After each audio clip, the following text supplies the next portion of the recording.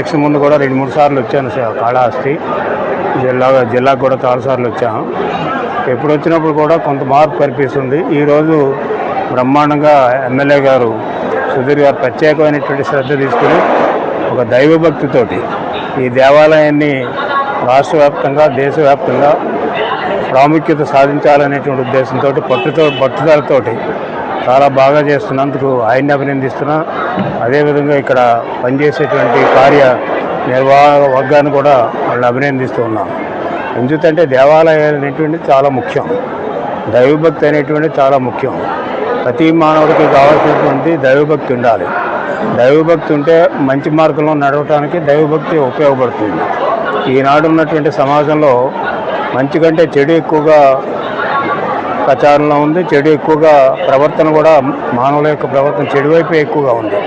ముఖ్యంగా యూత్ మనం సంరక్షించుకోకపోయినట్లయితే ఈ దేశానికి కానీ రాష్ట్రానికి కానీ భవిష్యత్తు ఉండదు.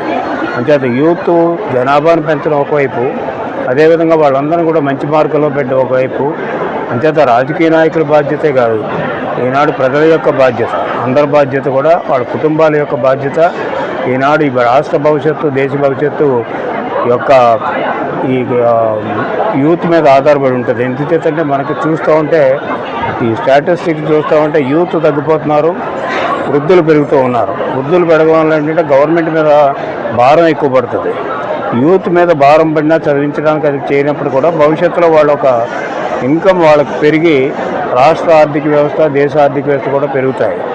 దానికి ముఖ్యంగా జనాభాలో ఒక విధమైనటువంటి నియంత్రణ కలిగినటువంటి జీవితం ఉండాలంటే ఈ దేవాలయాల యొక్క ముఖ్యం.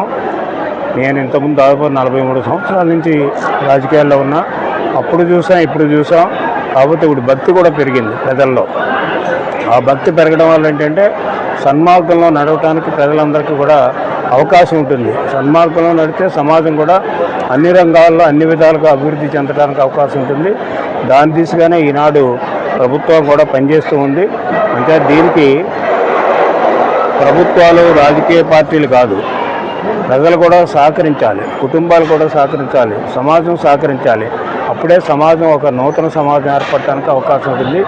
ఆ నూతన సమాజం దిశగా ఈ యొక్క అడుగులు వేస్తున్నటువంటి సందర్భంలో మన స్థానిక ఎమ్మెల్యే గారు సుధీర్ గారు, ఆయన కుటుంబం, ఆయన కూడా ప్రత్యేకమైనటువంటి శ్రద్ధ తీసుకుని ఈ దేవాలయ అభివృద్ధికి కృషి చేస్తున్నందుకు వారికి ప్రత్యేకమైనటువంటి ధన్యవాదాలు, అభినందనలు కూడా తెలిపారు.